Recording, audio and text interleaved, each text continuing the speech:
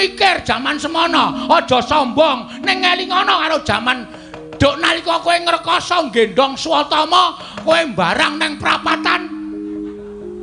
Kowe ora dikukup karo wong Astina, kowe seprene iki dadi kere, Dur. Wus. Jangkar karo aku, jangkar ora kuwala tuwa aku mbangane kowe. Bagong sabar le. Engko ndak malah ora apik. Wis iso meneng ra kowe? Tendian tenan kowe. Bapak apa? Bapak dibelani ora krasa. Wis saiki pikiran sapa sing sayang karo kowe? Hah? Kowe dunekke Durna, Karang Kadempel tak gawe sungsang bawana bali. Sing maju ngadepi Durna ming iki putramu David Bagong. Oh, gareng iki rak. Begawan Durna lho. Apa ora cetha apa, Pak? Kacamataku ora tak agem. Waduh. Mula rada ora cetha. Nggih, Begawan Durna, Pak. Mburi kae Patih Sengkuni. Kerawan Priyagung. Monggo penjake ora ganter-ganter, pitike jago rada tarung kok tamu kok delidir ya, Tru. Heeh.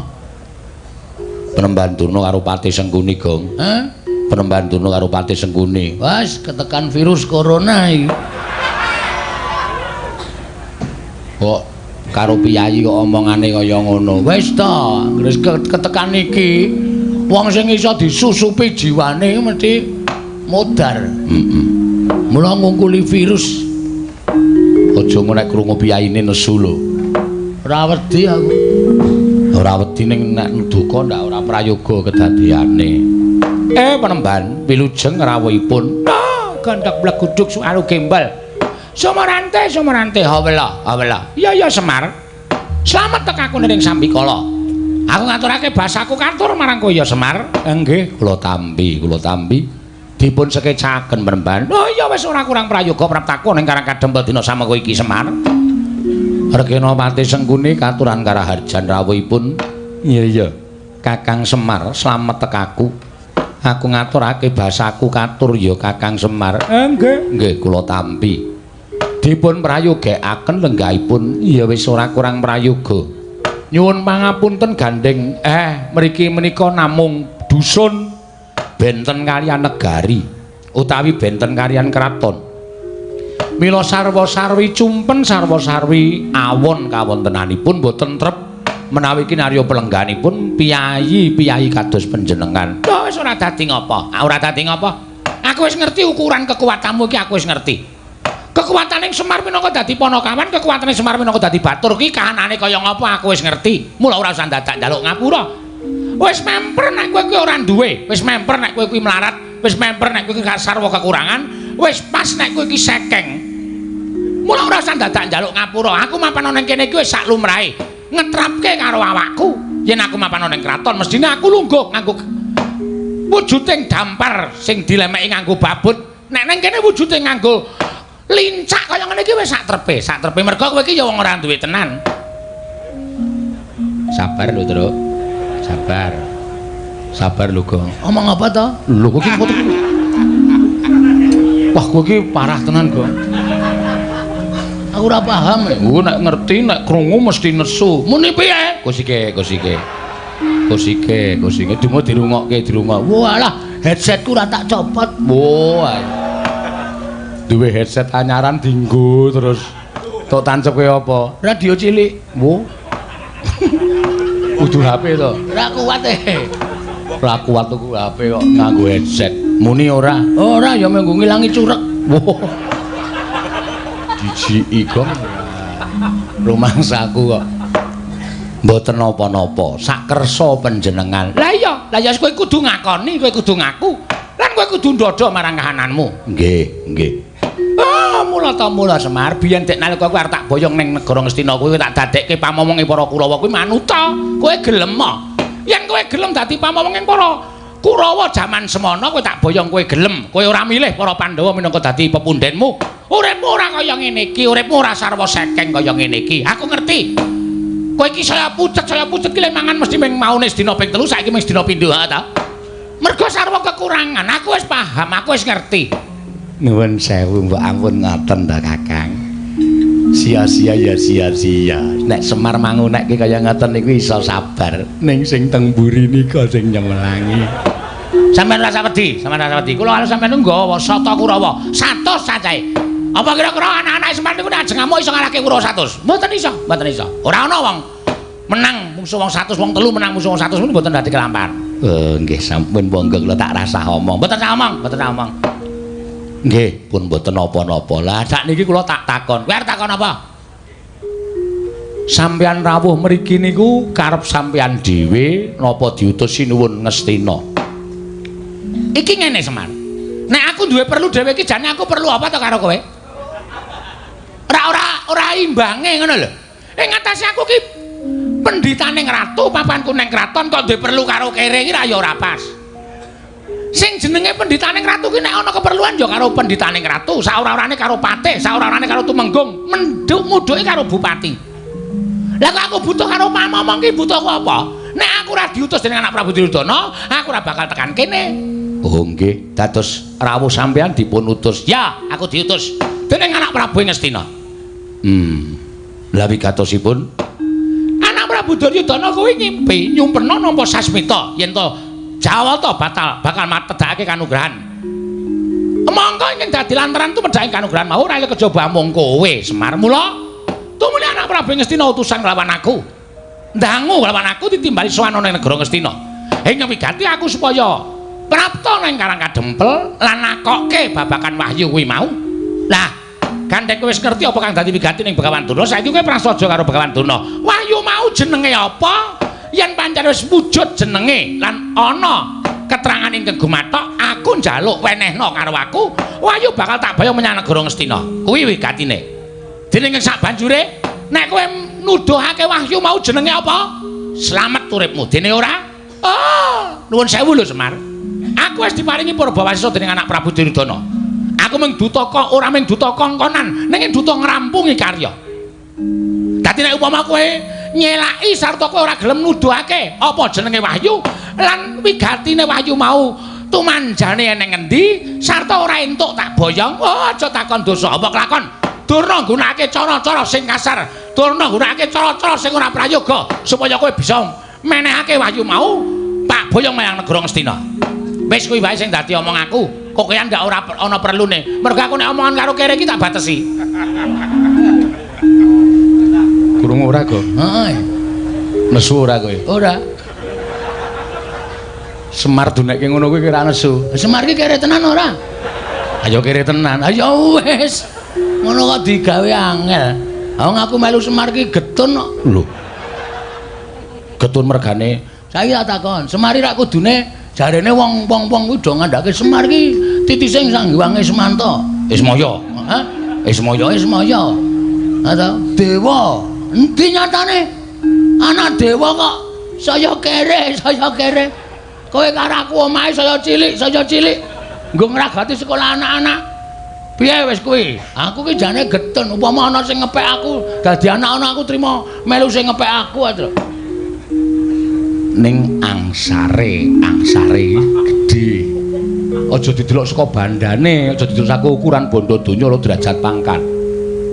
Kowe melu Semar ayem to? Ora. Ayem ngono. Ayem apa wong utange wae kok ayem. Petro, dalem Pak. Bagong aja tok jak omong, lakbanen cangkeme. Saya suwe kok neng ati saya ngregetke. Kok sik do meneng aku tak wangsulan. Nggih, ngatos 100 lho Pak, ngatos 100 lho Pak. Ngati-ati lho Pak. Ora satok elek aku ora butuh karo kowe. Nesu Bapak. Arepmu nesu Bapak nesu ora dianggep anak, ora masalah. Lunga ta. Lunga nendi? Lunga terus bali meneh. Percuma. Nuwun sewu, pancen leres. Kula menika nampi sasmitaning dewa. Ning nuwun sewu lho. Semar niku mung dadi lantaran. Tegese Semar ya durung weruh napa to sing disebut kanugrahan niku wau jenenge napa, tumanjane teng pundi niku kula dereng saged ngertos. Dadi nek upama enten titah sing pun nampi sasmitaning dewa kudu nggayuh kanugrahan. Lho nuwun sewu dinteni wahyaning mangsa kala. Mangke nek kula wis entuk sasmita saka dewa, nek pancen kula wis diparingi sasmita, iki lho titah sing kudu nampa kanugrahan, iki lho sing titah kudu nampa kanugrahan menika mesti kula paringke. Tur nuwun sewu lho Penemban. Wong gayuh kanugrahan kok njaluk niku cara pundi kula tak takon. Wong gayuh wahyu kok njaluk niku cara pundi kula tak takon. Selagine ngelmu mawon kelakone kanthi laku lekase lawan kas tegese kas nyantosani setya budya pangekese durhangkara. Ngelmu niku nek ora dilakoni lakune ora ana tumanjane apa-apa. Ngoten. Lah niki wahyu. Mongko akeh para nimpuna para surjana sarjaning budi, akeh para pinter, akeh para kaki-kaki, akeh para sepuh sing golek wahyu niku direwangi priyatin, direwangi tapa brata, direwangi tapa. Apa to sebabe disebut tapa? Niku ngrasake wong sak tata apa-apa. Tegese ngrasake wong-wong ora duwe, ngrasake kaya dene wong sing kekurangan, ngrasake kaya dene wong sing ora kecukupan. Wong apa? Ngoten. Lah wigatine napa? Resik jiwa lan ragane. Sing jeneng menungsa niku mboten wonten sing suci, mboten ketang sithik mesti kelepetan dedusan. Supaya dadi wong suci niku kudu nglenggana dhateng sakkeh ngreh dosa sing wis dilakoni, sranane kudu masuh lair lan batine. Kanthi sarana priyatin, mboten kok priyatin to apa brata niku njaluk karo sing mbau reksa, sing tunggu kali kene aku wene ana kekuatan, sing tunggu guwa kene aku ana kekuatan. Mboten, ning golek papan sing sepi sing ora ana swara apa-apa supaya gedhekke nggone wiridan ngagengaken asmaning Gusti, supaya Gusti paring pangapura sakkehing keluputan. Niku nek wis resik niku lagi entuk wahyu niku pantes. Angka 2, wong kedunungan wahyu niku nuwun sewu, nek satriya ya kudu netepi kasatriyane sing kanthi apik, netepi kewajibane sing kanthi becik. Nek dadi ratu ya ratu sing apik, nek dadi satriya sing apik, nek dadi lurah sing becik, nek dadi bupati sing apik. Niku bakal entuk kanugrahan mbuh wujud napa. Merga wis iso nglakoni kewajibane kanthi apik, mboten kelepetan dedusan. Nek dadi pendhita sing apik, aja pendhita sing suarane kaya kertas kaya ngoten niku. Nek sampeyan kaya ngoten niku ora diajeni karo sak pepadane. Sing diajeni ming serban kali ketu sampeyan le putih.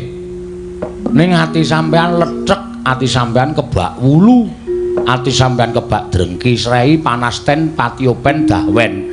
Niku mboten apik Penemban. Dan tur wong kedunungan wahyu niku kudu iso nglakoni 3 perkara. Mangrungokke mboten kula mejang karo pendhita ampuh mboten. Ning ming tukar kawruh, muga-muga kawruh Semar niku iso dienggo penemune Begawan Durna, iso dienggo tambahan ilmu sampeyan. Wong arep kedunungan wahyu kuwi duwe watak 3 perkara. Inggih menika wujudipun lila, wani lan kurban. Ngoten. Lila niku wong urip ning alam padang niku lila karo uripe kudu ikhlas ngelingono. Nek urip niku ming sakderma diparingi, ora njaluk, ora ngemis, ora utang. Sing maringi sing gawe urip. Mula jroning urip ning alam padang niku nek diparingi urip niku kudu nampa apa anane, susah ya wani, lila, seneng ya lila, bungah ya lila, melarat ya lila, sugih ya lila. Aja sok ngresula. Mongko racak-racake menungsa niku diparingi seneng sithik lali ngucap syukur. Ning nek diparingi rekoso 2 dina, le nyebut sing gawe uripe nganti telake garing. Ngoten. Nggih napa mboten? Terus saniki kula tak takon, korban utawa wani, semang-semang samar-samar mengko gek menika mboten badhe sumanding. Nek wis urip teng alam donya niku napa sing ajeng mang tindake niku aja dipasrahke karo sak pepadaning urip. Ning pasrahno karo sing gawe jagat, merga sing iso ndakwa, merga sing iso menehi dosa lan kanugrahan niku sing gawe jagat. Upamane kula ajeng tumindak mitulungi karo maling niki angel digagapi. Ngoten. Maling niku salah. Maling niku kleru. Ning kok tak tak tulungi.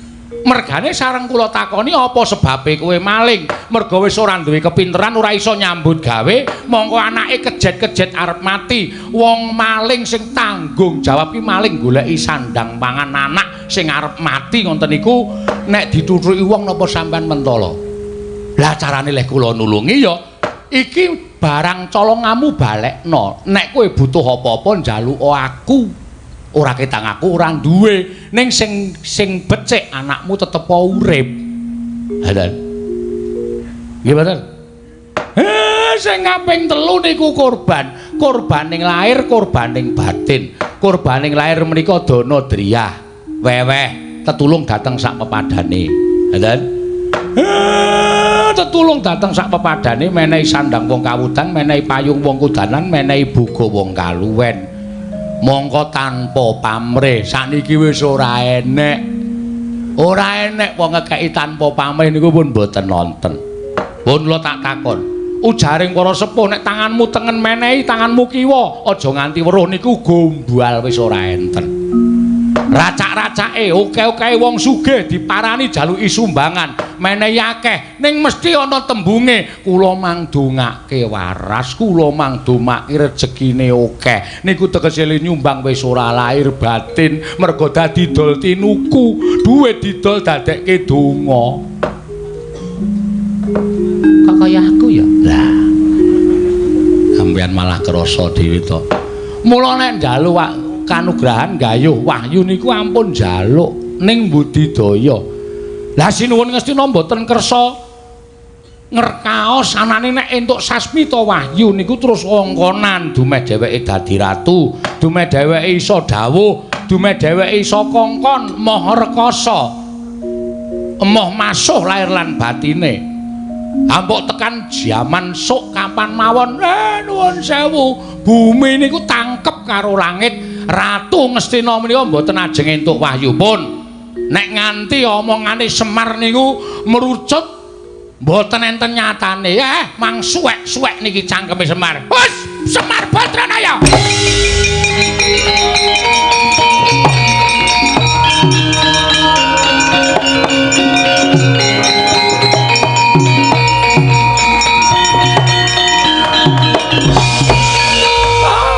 Maning jajalan sukertaning bawana iblis lanat. Lah kok dadi kowe malah mejang karo aku, mulang karo aku ke barat kowe. Pintra njara langit kowe ora menang karo Begawan Durna. Durna iki kondang pendhita monyor-monyor. Pira seswaku iki padha suwita marang pertapan Sokalima. Lah kok dadi kowe mung getibal 17 Ponokawan. Kowe iki mung batur kok mejang mulang karo Begawan Durna. Oh, Semar pintra kowe ora dadi batur. Pintra kowe ora dadi Ponokawan. Lah kok malah ngecomang dleming ngandar-andar ngendukur. Drewili kaya grojokan ucapmu. Apa rumasamu pinter Semar tinimbang Begawan Durna? Nuduhke apa ora? Ora nuduhke wahyu aja takon dosa. Sungsang bawana balik karang kadempel kareane.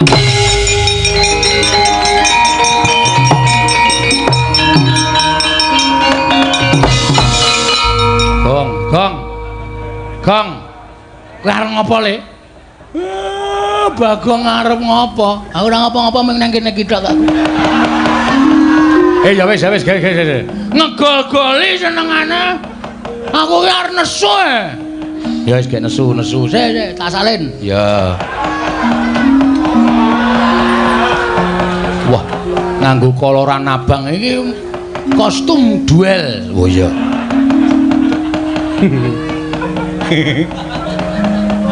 Training ra tau ganti nganti nggon bokong tipis banget semrawang bokonge ketok api ta api jenggulmu mlocot ki ora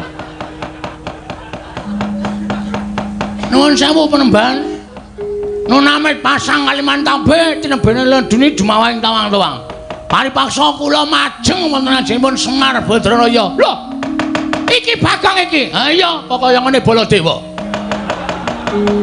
mangsane anggepe. Arep ngapa kowe? Mendelik mripanmu. Kowe arep ngapa? Arep mbelani karo bapakmu. Apa diang mbakku wedi karo Bagong? Ayo, arep mbelani cara piye? Ngene, Mbah. Nuwun sewu ya. Sampeyan ki wong tuwa, nek ndek cangkem dijaga. Semelaku nek ditapuki wong ning dalan. Omonganmu iki sampe enake dhewe, Mbah. Ora nganggo petungan, ora nganggo pikiran. Awal pertama sampean teko wis ngece omahe bapak. Bapak ki wong kere, omahe ya wis pantes kaya ngene iki, mula ya kuwate ming tuku lincah, mbayahe semen. Wong ki aja sok ngembe karo wong liya. Wis sugih ki mbiyen ra diparingi karo Prabu Duryudana. Ha ya. Wis saiki iso nganggo sandangan sarwa nganggo prada mas ngono ki ta. Mergo kowe diparingi karo Ratu Ngastina. Ning kowe kelingan mikir jaman semono, aja sombong. Ning ngelingono karo jaman duk nalika kowe ngrekoso gendong Swatama, kowe mbarang nang prapatan. Kowe ora dikukup karo wong Ngastina, kowe seprene iki dadi kere, Dur. Wus. Jangkar karo aku, jangkar ora kuwala tuwa aku mbangane kowe. Bagong sabar le. Engko ndak malah ora apik. Wis iso meneng ra kowe? Tendian tenan kowe. Bapak apa? Bapak dibelani ora krasa. Wis saiki pikiran sapa sing sayang karo kowe? Hah?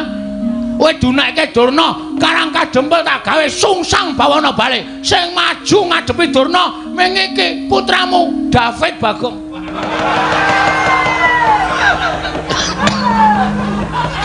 Tambah David iki gek kapan ngono. Hah? Ngerti ora? Kuwi anakmu sing gedhe dhuwur kuwi tak ndol-ndolke kuwi mung ketap-ketip. Kuwi sing kira kuwi. Mbok diganti matane, matamu ora. Nek aku arep sapa rumasane? Hah? Mikir. Donya ya ora langgeng, Mbah. Donya ya ora selawase langgeng. Sing sugih kala mangsa dadi kere akeh. Sing kere kala mangsa dadi sugih akeh.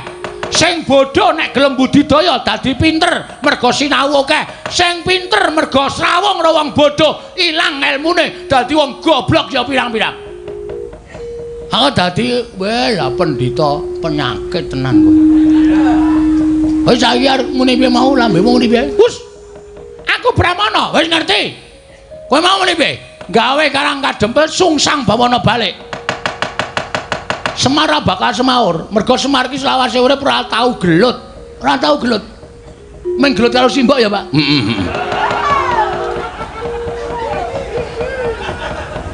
Sumo ya? Heeh.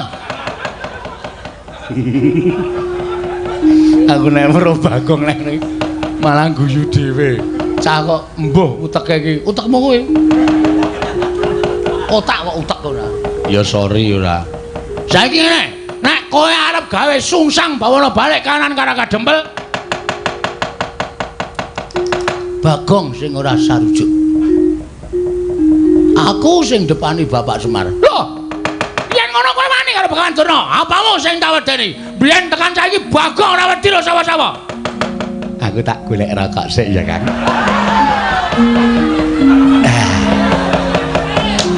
Kalau mau pun tumbas mentol.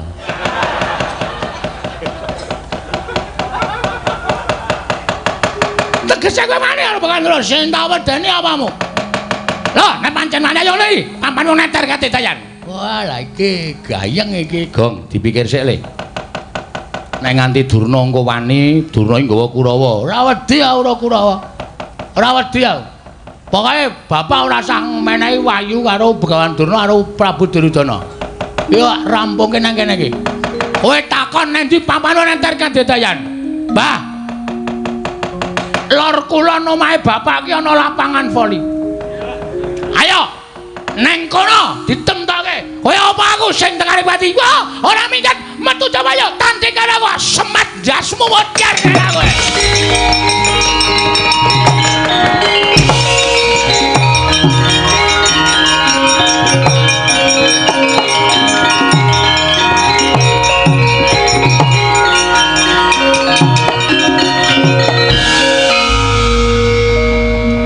Kok kowe kok ora merana ki ngapa? Lah ngapa? Merana kan ngapa? Lah mau rak nantang Durna to? Ayo ditandangi. Modar apa? Si. Terus iki karepmu piye? Karepmu piye wis wani nantang kok. Sing penting Durna metu saka omahe bapak. Nek Durna gawe geger ning jaba, aku urusane wong jaba.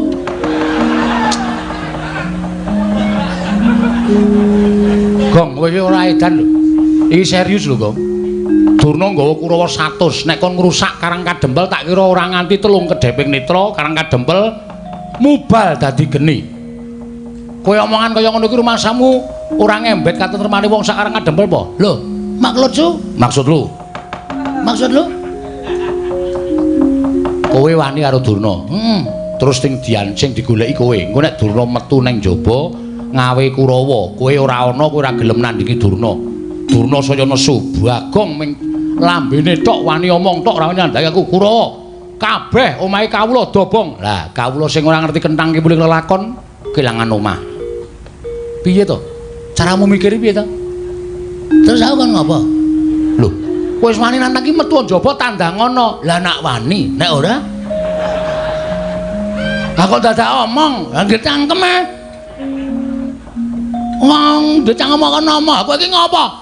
Sing penting wani sik perkara engko lek nandangi mikir bangane kowe bapak dunekke Semar Karang Kadempel tak bumi angus kowe plendas-plendus gareng ki malah ora berubah sithik-sithik mung mangan kuwaci wae kene mau klecak-klecuk nyemeng yang lem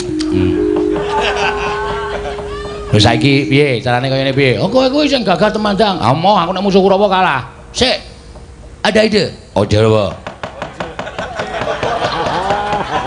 Ada ide apa? Putra-putra Pandhawa kon ngapa? Oh iya ya, Ndara Antarsena, Ndara Gatotkaca, Ndara Antarja. Lah engko terus supaya Ndara Pandhawa ki do duka, aku sing gawe masalah. Sing gawe ukara aku. Carane, to tindak mrene sik. Ya kowe sing kono. Nuwun, Den. Yo. Sapa gong tamune? Kawan Durna. Ning pun metu, pun medal. Lho, wis lunga. Mpun sampean kan tindak mriko. Yo, ya sangu tak rono, nggih. Lah tenan ta, dintekke tenan ta. Lho, apa? Niki tempene iki lek goreng kulae. Donggo jagongan. Wong tempe dipangan Bendoro kok ora entuk. Joli lho. Yo. Awi do mriki. Yo, ya aku tak mrono tak sowan bapakmu.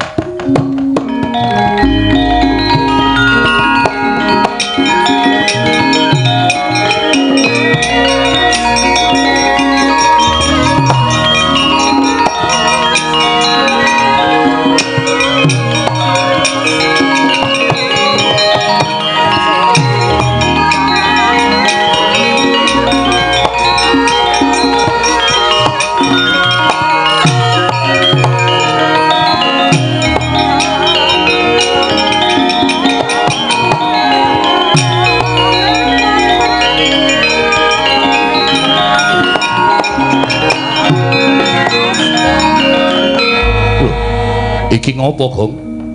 Bapakmu kok ungkep-ungkep mudhun saka pelungguhan mripate ditutupi. Nangis, Bapak. Lho. Nangis ngopo? Oh, Durna mriki niki wau ora tak tendhangi. Lho, gene kowe wani nendangi Eyang Durna. Empun saking judheke. Masa Bapak dicedhaki Mbah Semar kowe ngerti wahyu sing ngerti tumiba ning jagat tak jaluk karo Durna nggawa keris. Adi nyonyok-nyonyokke Bapak Semar, Bapak nganti tiba saka kursi terus nangis niki. Nek mboten kula sing ngewangi ajeng sinten malih? Eyang Durna mentolo karo Kakang Semar. Ngono kuwi ya, Tru? Ya, Tru? Tru? Heeh. Ngono kuwi tenan. Bela dalah Kurawa brabrik.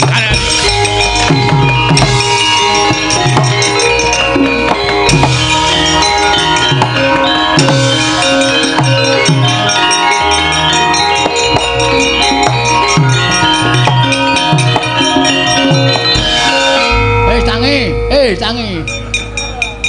Lah setan ki wong tuwa kok dijak Sandiwara. Sandiwara. Beres ta, Tru.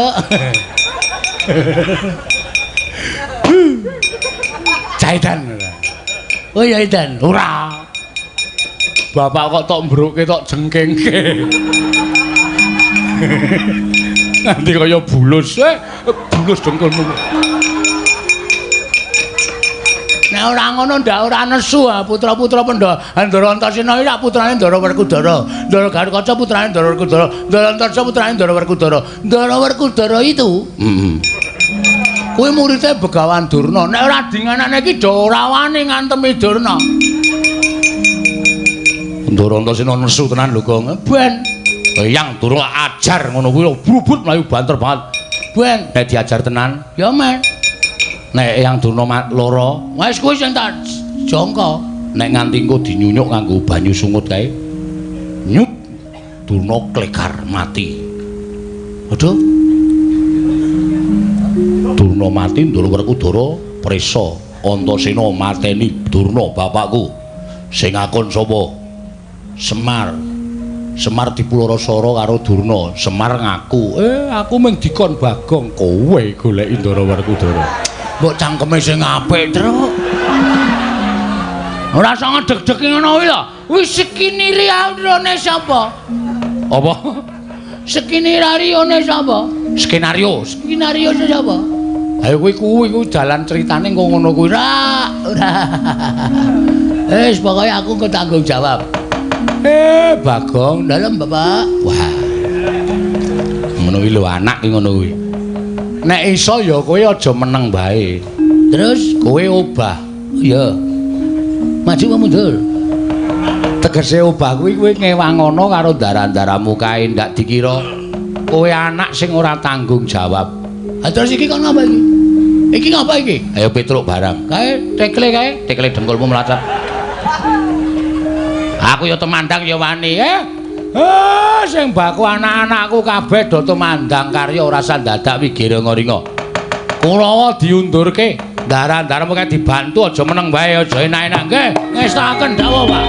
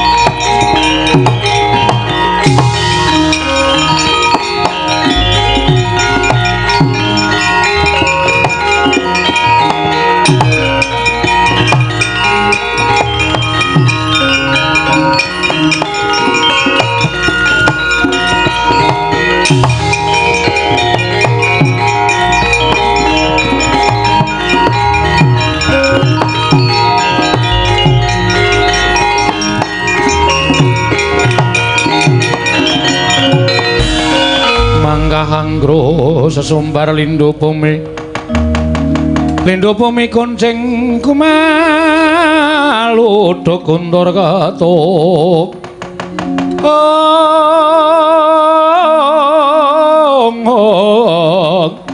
lumemak penyukang kumambang dosang Wisnu Bathara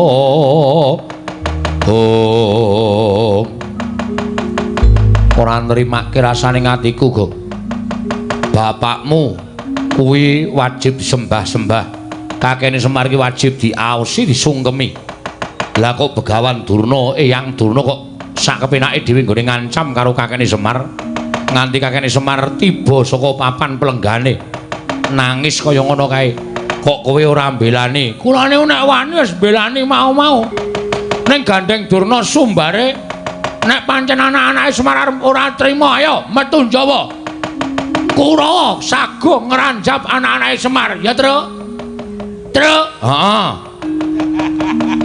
mengkon muni kok angel to kok iya aku wedi dosa tak sanggane iya lah sak kuwatir to iya mula nendi saiki Eyang Durna sak kurawane ora gelem bali nekuk penjalin ora gawe kisruh karang kadempel aja takon dosa aku sing ora trima sip ning ampun sampean sing maju lho kula ya tak ngetokke jati diri kula sebagai anake Semar.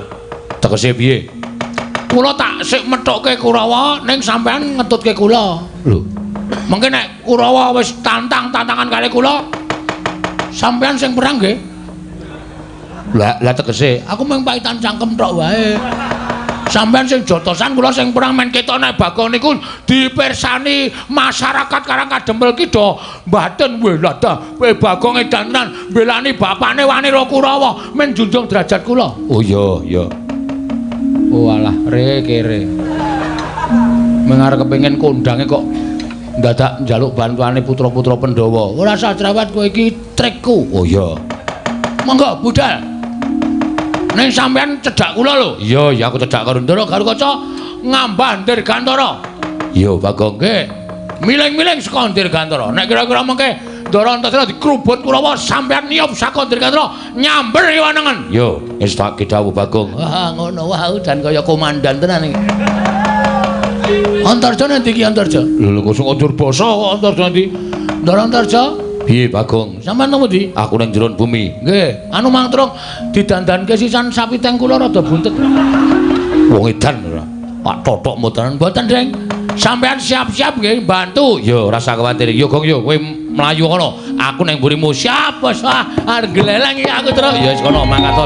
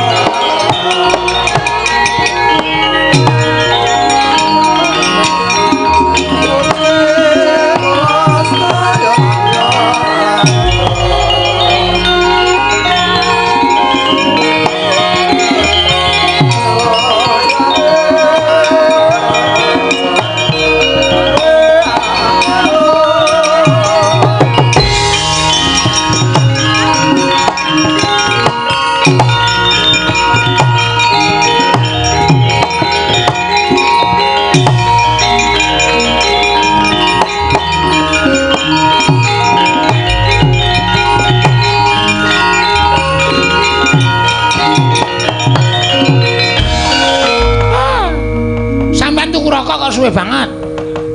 Kula niku mboten kok perkara minggu alasan. Merga kula wedi kalih Bagong kalih Petruk kalih Garing. Sampeyan ngerti dhewe to.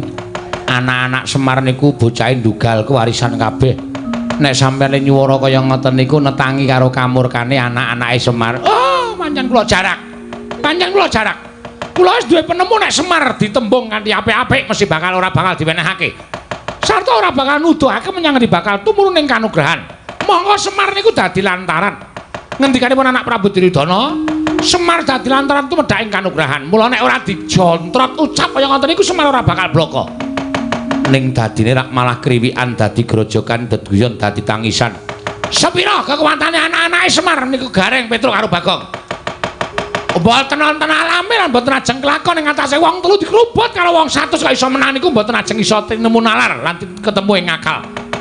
Terus sakniki Kurama ketape. Kula dhewe sing ajeng ngethukke karo Petruk karo Gareng karo Bagong. Nek pancen bergugung temanten ora gelem sarta mbetengi Semar gone nuduhake teng pundi dununging kanugrahan niku wau. Oh, wong telu niku ajeng kula ajar lumantar Sata Kurawa. Nggih, kula manut karo sampeyan mawon Kakang Prembanduna.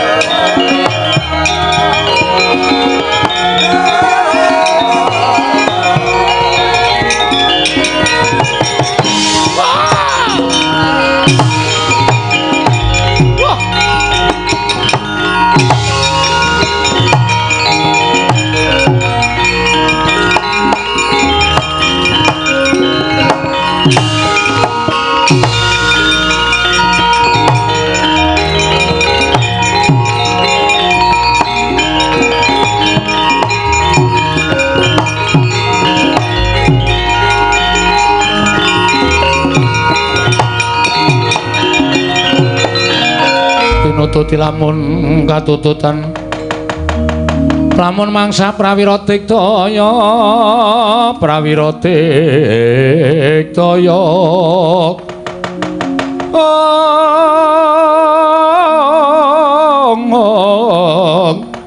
Runanggana magawe gelari wang-wang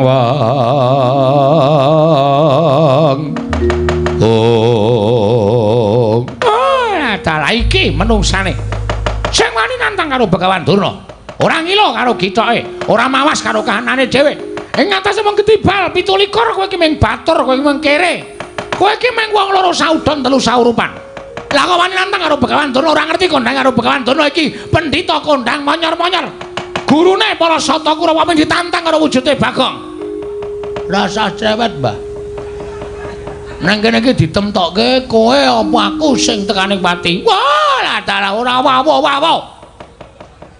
Ayo kene, nek pancen kowe arep gawe geger karang kajempel. Endi para Sata Kurawa? Ora bakal mundur jangkah. Lho, kowe wani karo Kurawa? Lho, wis wani metenteng ngene kok dikira ora wani anggepe piye? Ora nyepelekke kowe. Kuwi mburimu kuwi. Kartosega kuwi. Lho, urap-urapan suaramu Kartomarma ya ndek Kartomarma arep belane karo Begawan Durna Dursasana Surtayu Kartipeya Durgempa Durmagati kon maju ngambyok ora bakal tak tinggal loncat lumo digawe becik wis jeleh nyawang gelaring jagat eseming rembulan kepengin tekaning mati kowe Bagong mati iki ning astaning Gusti matine Bagong ora perkara saka tangane Kurawa tandani Mbah kowe pendhita kurang pengalaman kowe. Pendhita ora ngerti falsafah urip. Sing jeneng mati urip ki ning tangane Gusti. Gusti ki sing paring penguripan karo menungsa, Gusti sing menang mateni karo menungsa, dudu Begawan Durna, dudu Kurawa. Iso bengi iki aku menang karo Kurawa? Lho, moncer. Nek Gusti ngeparengake. Bagong bengi iki menang karo Kurawa. Kabul dongane Kurawa tak ajar kabeh Bagong pinesti bengi iki iso mateni Durna mati kowe bengi iki hah piye ora ketap-ketip kowe digagas omong aku kowe iki pendhita ora tau mulang karo siswamu pendhita ora tau mulang karo muridmu apa-apa ning donya iki eneng sing ampuh. Ampuhe mergo saka kersaning sing gawe urip. Ngono. Kowe tau ngerti critane Nabi Musa? Radong kowe. Oh, pendhita kocluk. Apa to sebabe tongkate njeng nabi kae kok ampuh? Mergo entuk firman saka Gusti Allah. Musa tongkatmu kuwi tabokno ning Laut Merah. Mula tongkate kuwi ampuh tenan ditabokke ya iso mbelah segara. Mergo apa? Entuk firmaning sing gawe urip. Ning nek ora entuk firmaning sing gawe urip, kae ya ming tongkat lumrah ora ndek kekuatan apa-apa. Nek sampean ngendelke pusaka saka liwa sing jeneng Cundha Manik, nek Gusti ngeparengake Cundha Manik mungsuh Bagong ora duwe kekuatan. Ora ana kekuatane, kabeh iki ning astane sing gawe urip. Dudu menungsa sing gawe sekti. Barang kuwi udune sing gawe urip. Ah, bingung kowe. Ora nyandak kowe SDM-mu rendah kok, Mbah. Ayo omong. Jajal apa piye? Arep aku ora nggo kekuatan apa-apa, ora nggo kasekten apa-apa. Nek bengi iki aku dikeparengake menang karo Kurawa, ora kurang jalane. Bagong ora minggat. Dibantangane Kartomarma pecah siramu. Lho, tenanan ta iki? Lho, iya. Oke, ora masalah. Tak kira mung ngomong-ngomongan Jebul tenanan to? Iya. Durna ora wani gelut nggunakake Kartomarma. Apa dikira Bagong ora duwe jago? Lho, kowe ngurung jago piring kuning. Ayo ndi? Jagone Semar kaya ngapa? Oke. Enteni kene. Kowe kok mateng-tengok nang kene. Lah aku durung kon rono kok. Ayo rono. Lho ora basa anu mriko. Tau nek nggo jago malah lenggahan mimik tes. Apa? Tes. Oh, kapok ora. Oke, Mike Tyson. Sekali pukul modar mungsuhe. Loh, iki kaya Antasena. Oh, Mbah. Aku ora trimo harus simbah Durna. Sing ngagar-agari kakene Semar nganggo curiga. Kuwi ngagar-agari ngau pusaka nganti kakene Semar njlungkup saka dampar, saka papan pelenggan. Nganti nangis. Apa kaya ngono iki pakardine wong tuwa wajib diajeni. Loh, sapa kowe? Loh, ora ana wong ngapa-ngapa. Semar ki ora ngapa-ngapa kok. Wes. Ora ngaku kowe. Iki saksi mata. Rumangsane Semar tok agar-agare nganggo pusaka nganti Semar drungup ngene. Nganti mripate ditutupi siji. Ora ana wong tumindak kaya ngono kuwi. Tutuk modar kowe. Den yakin kula ora ngapusi. Kusik-kusik. Ki sadurunge dadi perang janjane sing bener sing endi? Aku sing bener. Apa sampean ora percaya karo aku? Sampean weruh dhewe to posisine Semar kondisine kaya ngoten niku. Oh, lah, berarti bener. Apa kaya ngono ki wong tuwa? Antasena, aku ki pendhita Antasena. Aku ki ora tau goro karo sapa-sapa, aku ki brahmana. Mune wae kowe. Ora goro karo sapa-sapa. Buktine, truk. Ngopo? Ya ta ya kowe mau ora to? Durna gawa drei. Keris kok drei. Keris. Semar diagar-agari nganti tiba saka anu kursi mau ya, Truk.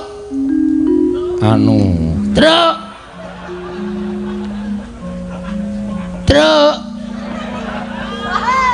Ora muni, aku weruh dhewe. Niku. Petra weruh dhewe. Keparat Kurawa ora minggir aja klaudha aku sing bakal nglegandang Parasata Kurawa iki merganing patimu. Dadi wisan ya. Ayo minggir, ayo. Ayo minggir.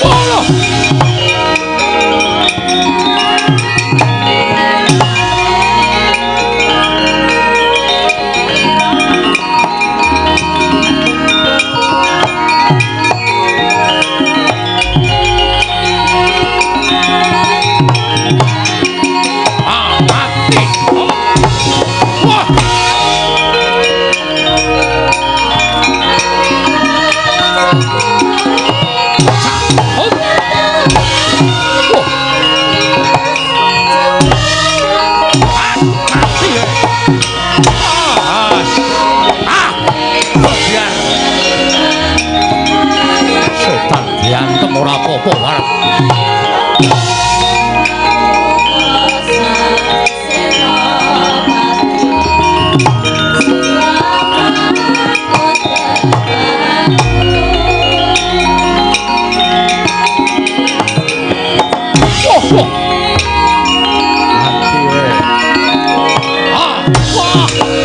Mati aku.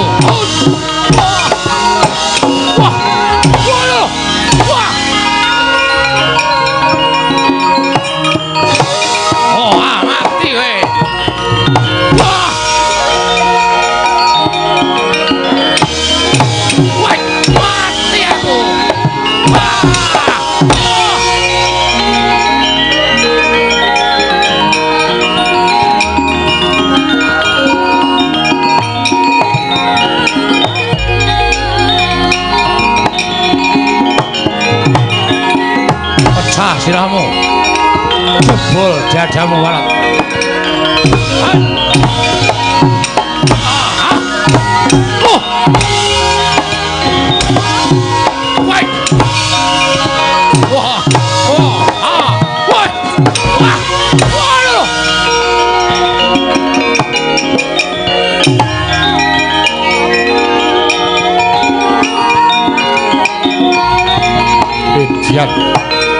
Cocok tuh mbak jebol dadamu ya Antasena.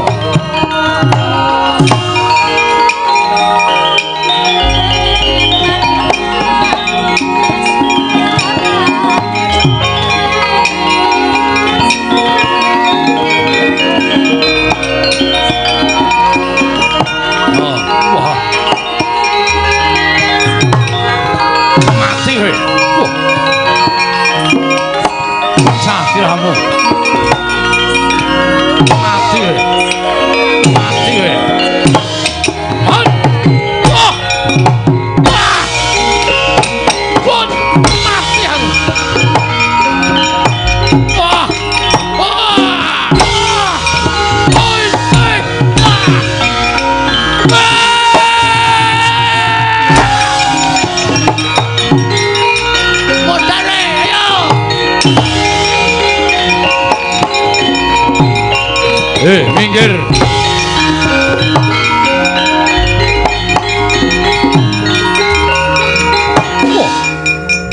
Siwa Surtayu Gatotkaca. Inggih.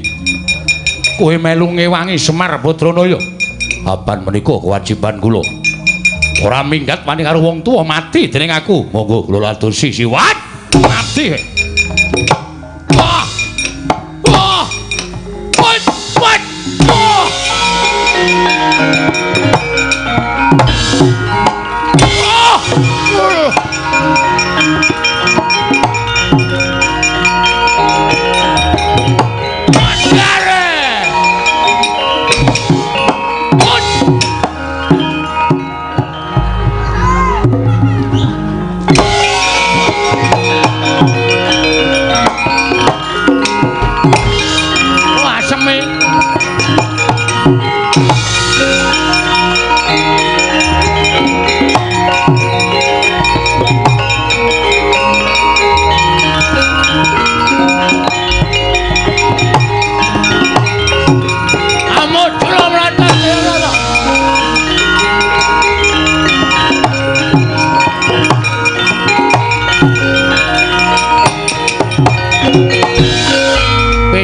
Kantong bolong Ndara Durmagati dacal kepala nyoto.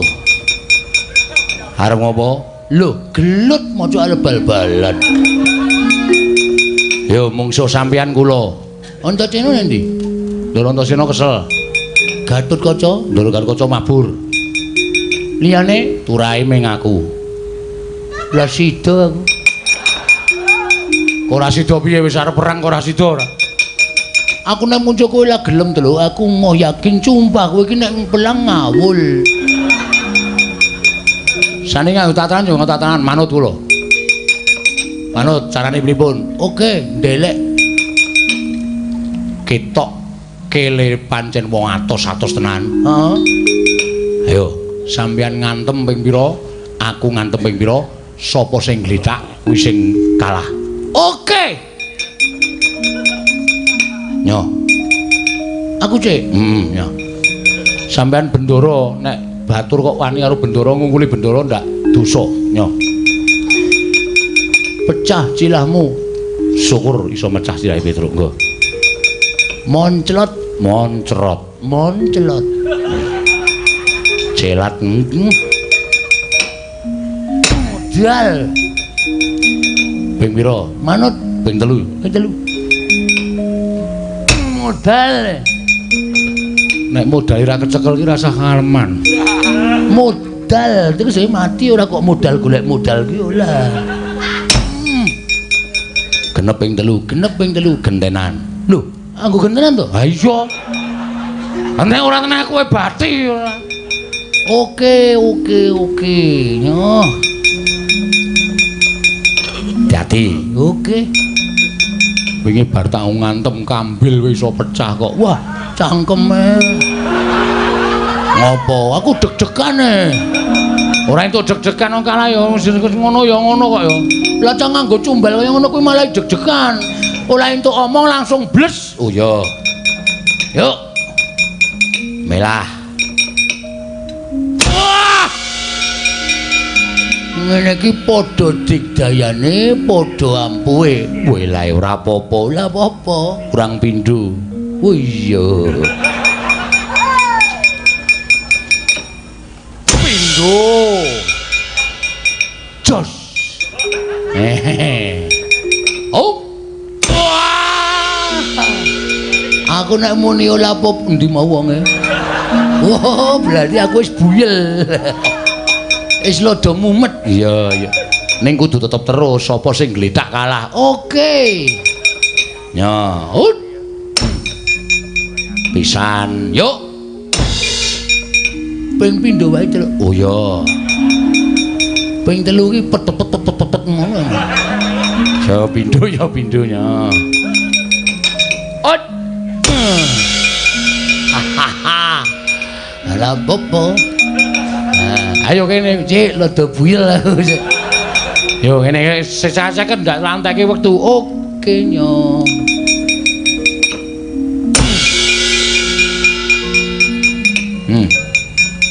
Cilahmu ndi cilahmu iki? Tak pasne ndak ulah pas. Wis obah kabeh tak jawang.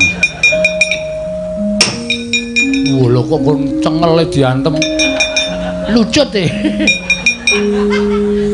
Lho. Iki wis tanda-tanda kowe pisan. Lah ijo ngantem kok. Iya kene. Oh. La popo. Ya.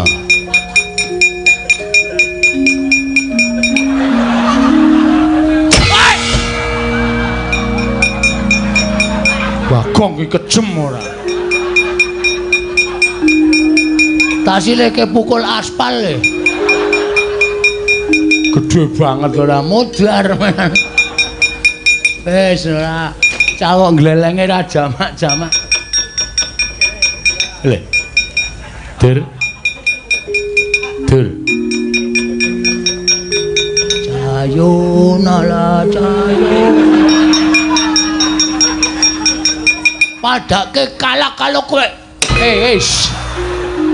Matane. Oh, lek dengkulmu. Acem Petruk wis minggat. Ayo mundur. Kalah dur, kalah man. Pun mboten monggo puliya man. Kurawa sapa sing arep maju meneh?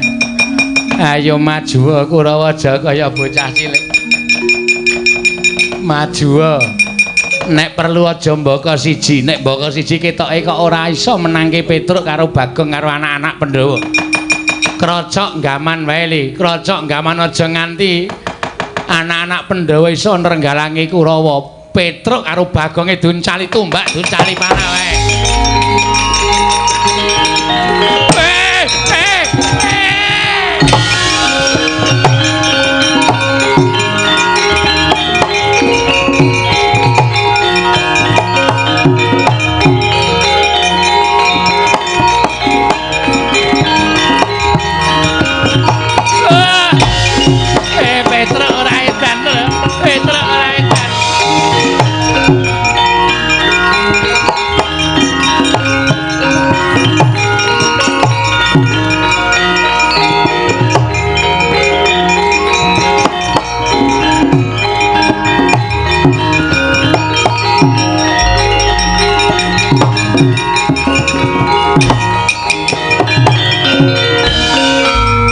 Nuwun Pak Bagong.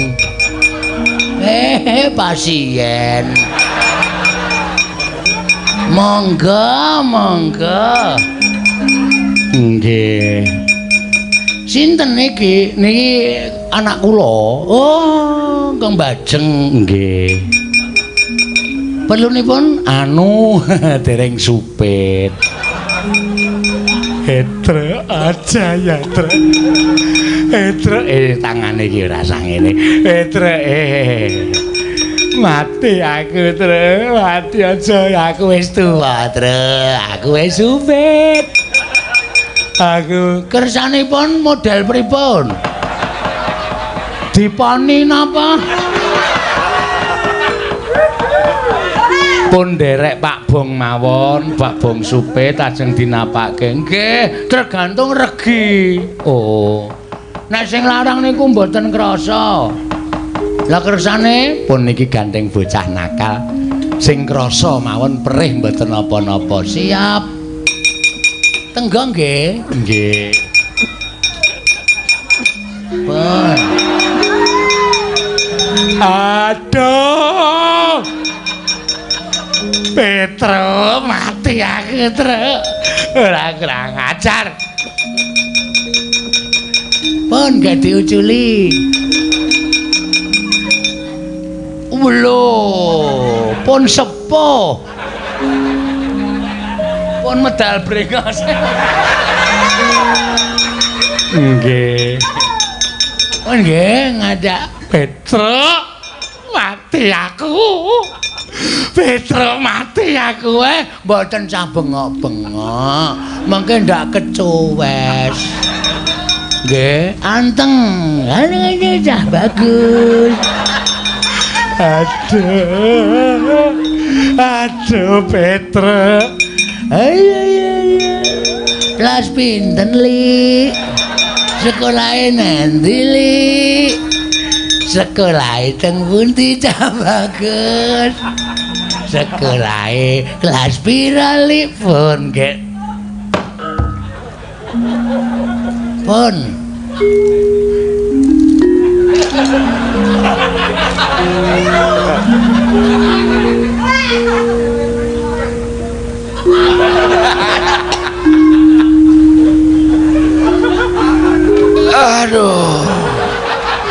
Aduh, kalian tuh kagungane. Bagong setan. Aku kok ya ora krasa. Sorry ya, nggonamu kedawan kok. Nyelip nggone sengkune. Ayo njok ngapura rasa edan kok lorone kaya ngene kok.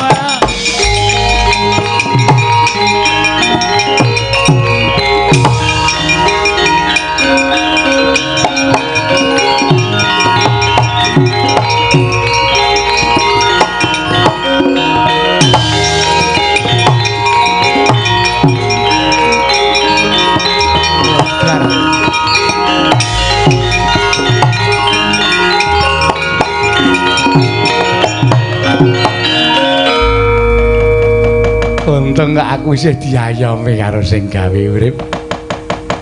Luput nggon aku nggone Petruk. Kayak tatu arang keranjang. Aduh. Dur nun. Perang le. Mungsuhe Antasena. Mbok modar nek kula wani. Karo Antasena iki rawane. Oh, terus terang kula mbangane mengke kewirangan. Muni wani ning kalah. Malah mirang-mirange to.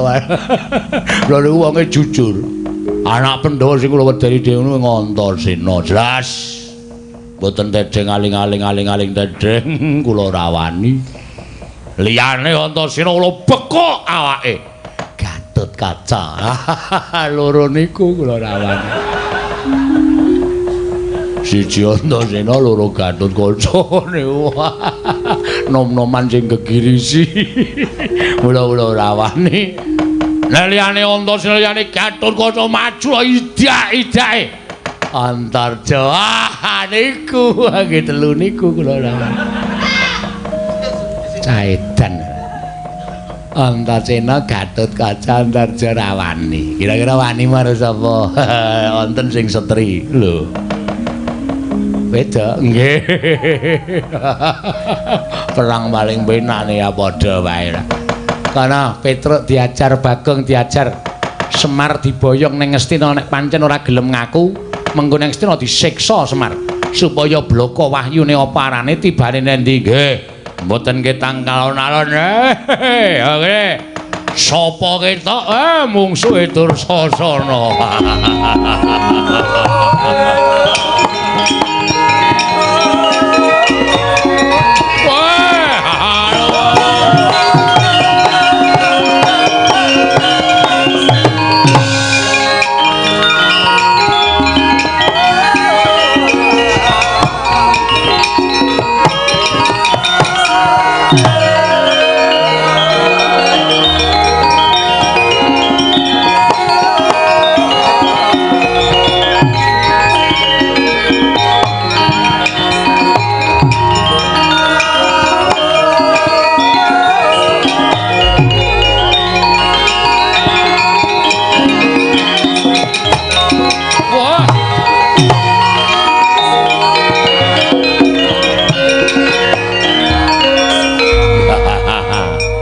Anak-anak Pandhawa do nendi to?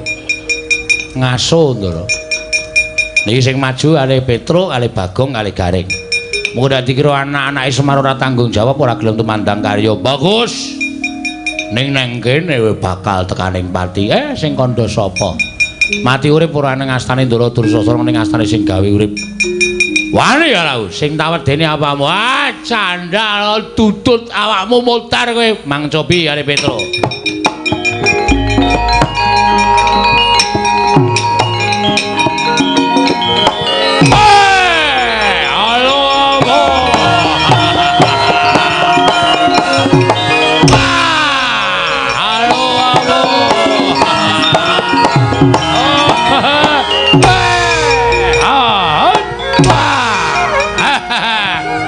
Janda banting jotos banting jotos jiwit banting bengkal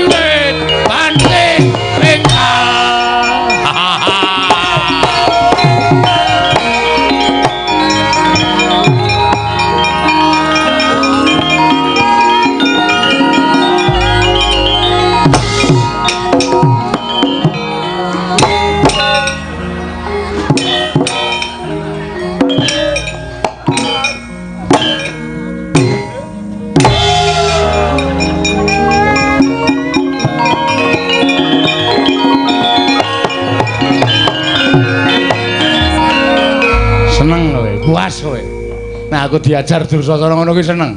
Ape? Mosok perang kok nganggo kaya irama ya?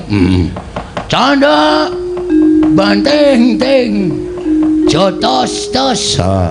Jiwit banting jotos pengkal. Tandang entak untuk entak. Aku nek ana melu joget terus oh setan ki. Berarti kowe melu seneng kowe. Bunga kang tanpa upama. Mundur. Sake diajar Dursasana alah dene le gagah mundur ora nganggo trik kowe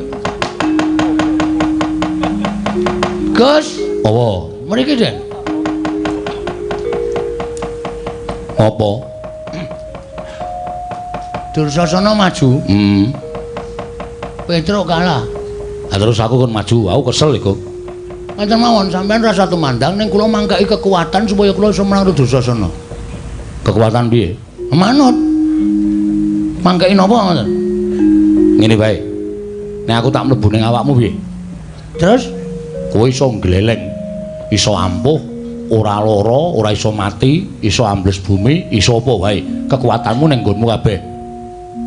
Serius. Tenan. Carane aku mlebu ning awakmu. Yo. Ndak selak tekan ngene, metu ngendi butuh cangkem apa? Ora sedeng. Kok kene iki ciut ning ngombok iki. Saidan ora. Kowe ngamet ambekan wae. Kowe ngamet ambekan. Aku mlebu ning awakmu. Ngono sak aku mlebu ning awakmu, kowe ngopo-ngopo diantem Dursasana ora lara, diapak-apake ora iso krasa. Engko gek maju ning pabaratan methuke Dursasana ya, Gong. Nek wis ngono, kowe dadi wong menangan. Sak tak mlebu ning awakmu. Mbah. Slamodar. Lek ngampet tambekane wis kesuwen. Ya wis gek ngampet tambekan.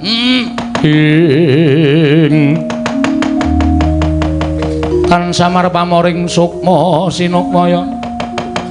Sinumaya winaya ing asepi. Oh. Gong, mleko. Lho, sampean nang pundi? Aku ning awakmu. Walah. Edan kok ora mbrenjel. Ya iya.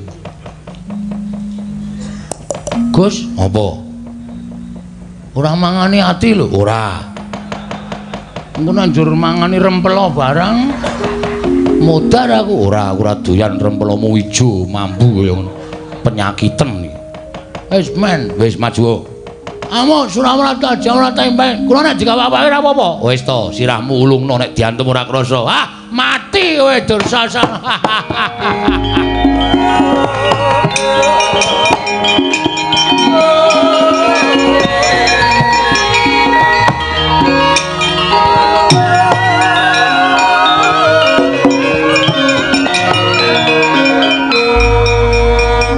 Ngopo, Truk? Bagong diangslupi Antasena glelenge Raja Majapahit. Mbok kula diangslupi. Lho, kowe meri apa piye? Meri. ben ketok sing temandang niku anake Semar kabeh, putra-putra ora ketok. Ngoten lho karep kula. Yo, ngampet-ampegan. Nggih. Ing Tan Samar pamoring sukma sinukmaya. Pinayu ing asepi sumimpen telenging kalbu. Hong. Mpun Den, wis. Kula iso napa mawon? Iso apa wae. Ambles apa bumi iso. Oh nggih, nggih wae. Wis.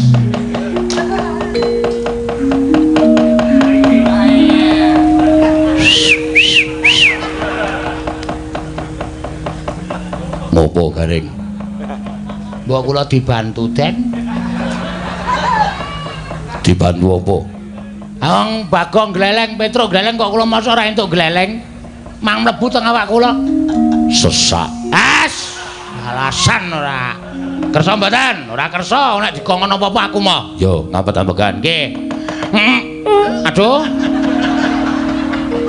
Kepentut ya, Ndara? Ora apa-apa, ning go aja. Nggih.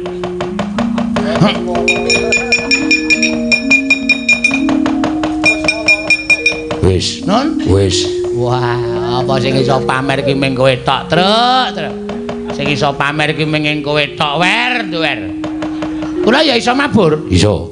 Carane sikile gedruk lemah ping 3.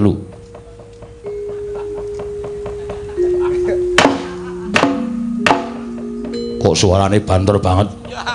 Iki tekle ya. Sikile iki lincip ngene iki. Dadi nek nggo gedruk seru banget. Wis ya wis. Nggih. Ha. Mutiar ora kowe. Wah, gleleng. Waduh, ngendi-endi ketok iki. Nek ora golek kamar mandi ra ono gendenge. Ngandel ora. Oh, kok ya isih ana ya ana wong adus tanpa gendeng. Wah, tua banget asem. Ompong meneh. Wis ora nafsu babar basa. Ayo, amuk sira meneh.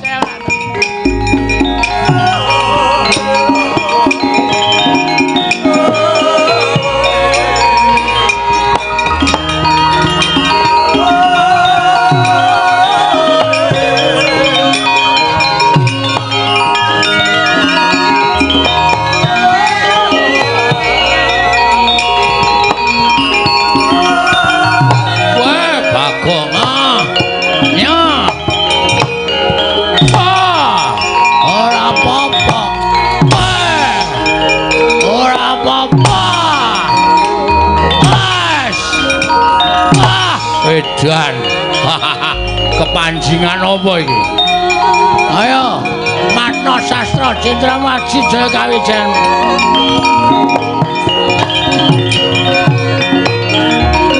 Wah, setan alas. Oh, ngatasi gedibal diajar ora lara babar blas welo wadake. Hidan. Ayo malesa. Piye? Malesa. Kon males aku. Males tak males pisan aku rasa dadak ngantem ora nendang, ora gajul, ora nempiling. Lho, arep males ngopo? Waspadakno Dursasana. Bagong wis kanggonan ngelmu seprapat jagat wis tamat. Wis tau ora Bagong iso mendlep ning jero bumi? Lho. Apa iso? Weh, kowe ora iso ta? Aku iso. Apa iso tenan? Iso. Gila-gilaan. Dimatke. Kita ndase tok. Lho. Piye ndase dindelepke ora? Heh? Ndase dindelepke ora? Apa men kon tingil-tingil ngene iki? Rugi lho iki nek ora dindelepke. Wae dan ndelepke sisa. Wae lancar.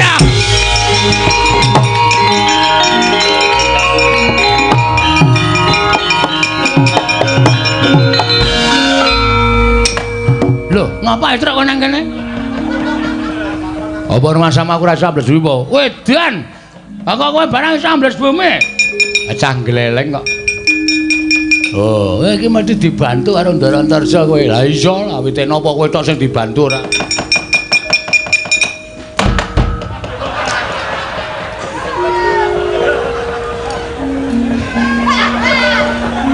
kira ketiban bluluk ya. Wah, gareng galuh ngosek-ngosek ning Dirgantara. Wah, ngoyak Dursasana ya.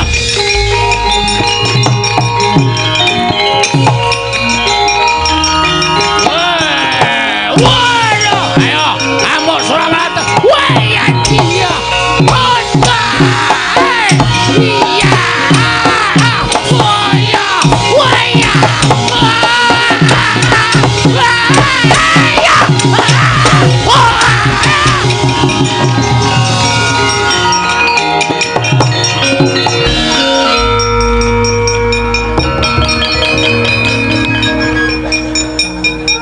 Wah, nutuke le prigel. Dursasana diajar.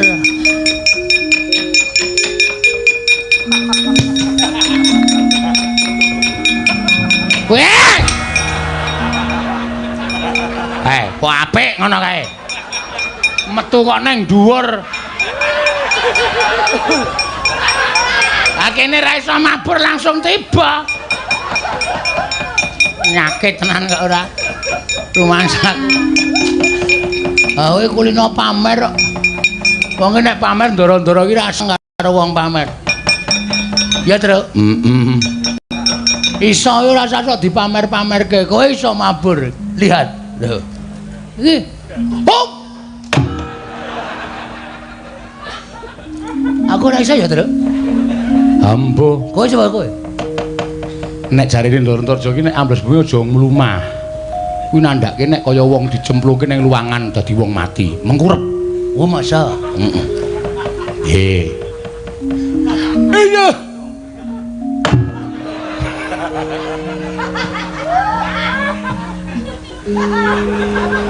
Nanti Truk ngegipke irung.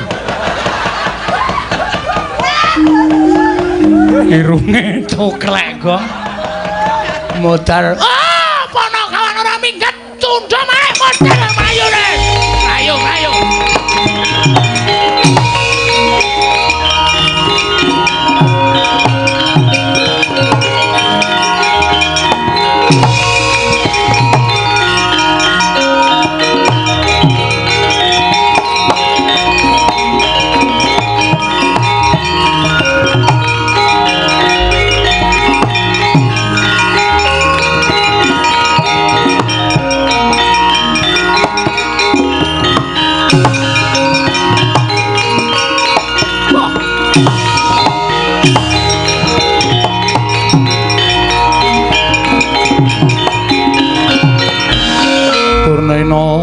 Panalingane loro majaring ratri linenggak jangganira kapisanan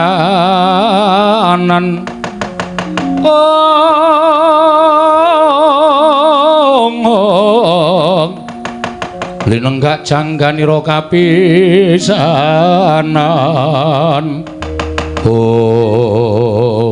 ayo aja sumbar kowe Antasena. Apa mbok kira Begawan Dura mung tekan semene kekuatane ngendelke para Sata Kurawa ora? Nanging pancen wis tak dadi niating Begawan Dura. Wis tak niati lahir batinku. Yen Semar ora gelem nduduhke menyang didununge dumawahing kanugrahan. Oh, aku mesti mentala karo Semar Badranaya. Ayo kowe semingkir. Yen ora kepengin dadi banten, ora kepengin tekani pati, kowe semingkir Antasena. Sik, Mbah. Aku percaya Simbah nek wis ngasta Cundha Manik kuwi pancen wis ora ana tandinge, ora ana tunggale. Aku ngandel. Ning nuwun sewu. Sampeyan duk nalika nampa Cundha Manik kuwi rak diweling karo dewa to. Cundha Manik kuwi iso tok tamakke karo sawijining wong sing sak timbang, sak bobot kekuatane karo Cundha Manik.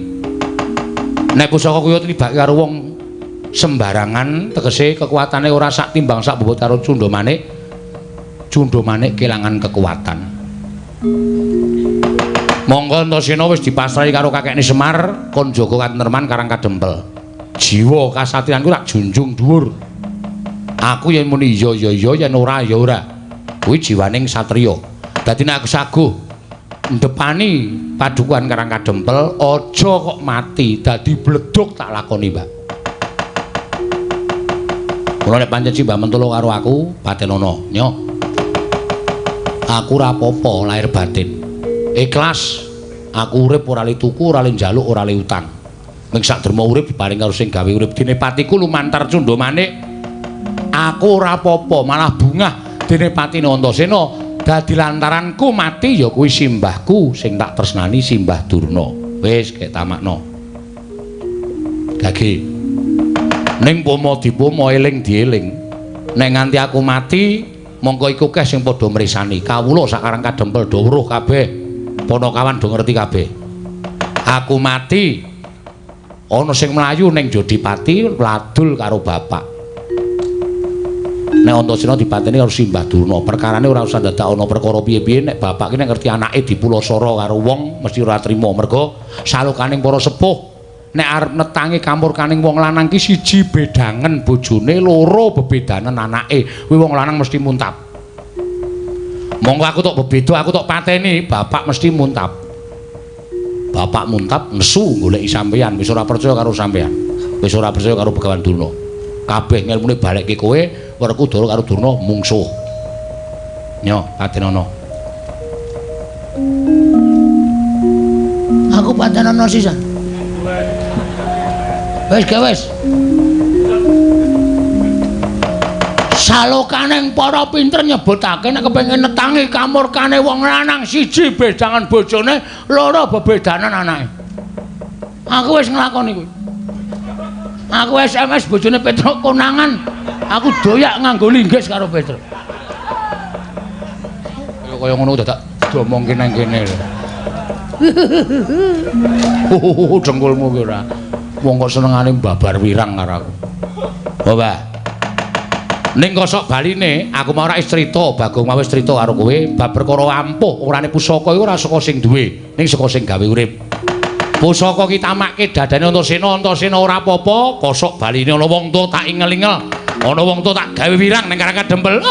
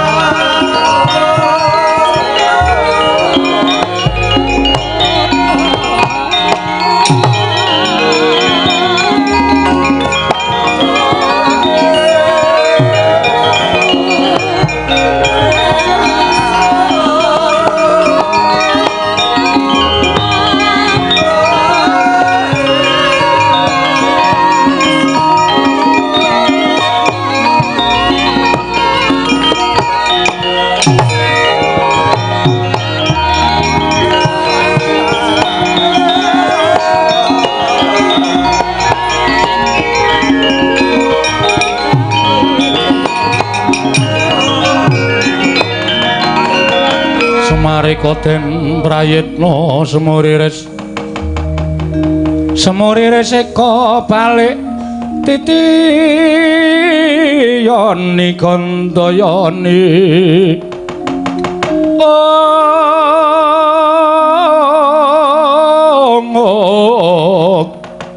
Trisanya purnama sasi kilar-kilar. Kula ngaturaken panuwun nggih Den. Dene ndika Ndara sampun paring pepadhang tumraping Karang Kadempel. Jumbo karo kesaguhanku kek. Aku ora bakal wegah yen to kakekne Semar isih ana ingkang bebeda sarta sambika ing tumandha ning Karang Kadempel. Sadurunge wahyu ku isa tumiba marang sapa titah ingkang wis tinuding nampa kanugrahan. Aku tetep njaga katentreman Karang Kadempel. Matur nuwun, matur nuwun. Ning napa sing kula aturke sekawit tak sampean mboten supe to Ndara? Sing endi? Nalika semanten kula entuk sasmita supaya wahyu enggal tumedhak menika sinuwun-sinuwun ingkang sampun kula aturaken kala wau kedah rawuh enten Karang Kadempel. Lah niki sing kula bingung. Kula ngrumangsani jejer kula menika ming wong cilik, kula menika ming batur, kula menika ming Wanakawan. Nek nganti kula cumalena ngrawuhaken para priyagung mongko nika mesti kaning titah. Dosa napa sing badhe kula sandhang? Mula kula nyuwun iga pertikele ndara-ndara kula. Ngene wae. Kakene Semar ora sandadak tindak nang ndi lenggah prayoga ning Karang Kadempel. Terus aku tak sowan ana ing negara Ngamarta. Tak ngaturi rawuhing Siwa Darmakusuma. Lah nek ingkang waduka, ingkang bapak duka, pripun, Ndara? Aku tak matur apa anane ngembet karo kahanan iki. Terus ranane supaya sami kersa rawuh teng Karang Kadempel, kuwi engko nganggo caraku, ora usah kuwatir. Kula jaluk ampun dadi perkara lho, Den. Ora. Upama dadi perkara aku sing bakal nanggung. Nggih, kula manut. Yen pancen Dimas Antasena budal marang Guru Ngamarta. Siwa Semar aku tak budal marang Ndarawati. Ujupe tanpa beda kaya dene Dimas Antasena. Ning wangsul malih kula atur kula sekawit nek enten apa-napa kula ora ngojo-ojoki kula ora njaluk tulung. Ning niku igo sampeyan. Yo wis aja kuwatir aku sing nanggung. Nggih matur nuwun. Aku tak budal ning Mandura. Tak sowan Kanjeng Baladewa. Siwana Yantaka. Ndara Antarja nggih mboten kula ya ora njaluk lho, kula ora utusan, kula ora kongkonan, kula ora kepingin ngereh kalih ndara-ndara kula ning niki igo pertikel sampeyan. Ya, nek ana apa-apa tak tanggunge dhewe. Ora usah kuwatir Siwa Semar. Matur nuwun. Ning aku njaluk supaya ana kancane greneng-greneng ning dalan. Gareng ben melu aku. Waduh. Nala Gareng melu. Nggih, ngestaken dawuh. Petruk melu aku. Nggih, siap. Bagong melu aku. Waduh, liwat ndron bumi iki, Truk. Wis genah ra ana bakul. Ndron bumi kok kono ana bakul sarep dodolan mayit apa piye ora. Ngeleh iki. Ya wis ra apa-apa. Bejane dhewe-dhewe kok. Do melu ndaramu ning aja lali karo kewajiban ya, Tole. Mampira ngara ramba. Padha nglakoni kewajibane. Mengko nek ispurna kewajibane terus nderekke ndaramu, ngestakake dawuh, Bapak. Ya ora melu aku. Ayo Petruk melu aku. Ayo Bagong melu aku. Nggih, mengke nek kula pun rampung gara-gara kula susul to lho. Ya, arep goro-goro sik. Nggih, ya wis nek ngono goro-goro ning aja suwe-suwe engko ndak kok tak tinggal ado. Nggih, mboten anu kok genepi tata cara pepakem kemawon. Nggih. Heeh, mengke kula nusul Ndara Antarja. Kula liwat dhuwur mawon nggih, man tinggali 500. Agung ya igo tenan bocah iki jare. Mengke nek kula ngelih teng dhuwur sampean liwat bumi. Iya. Aku tak liwat dhuwur mawon. Sampean liwat ngisor. Iya. Nggih 200 lah. Iya wis. Saya medun tetep oke. Nah iya. 200. Wis yo kae aku tak mangkat, Siwa Semar aku tak mangkat. Siwana Yantaka aku tak budal. Mugi-mugi saged ngrawuhaken para ingkang kula kajengaken rawuh enten Karang Kadempel.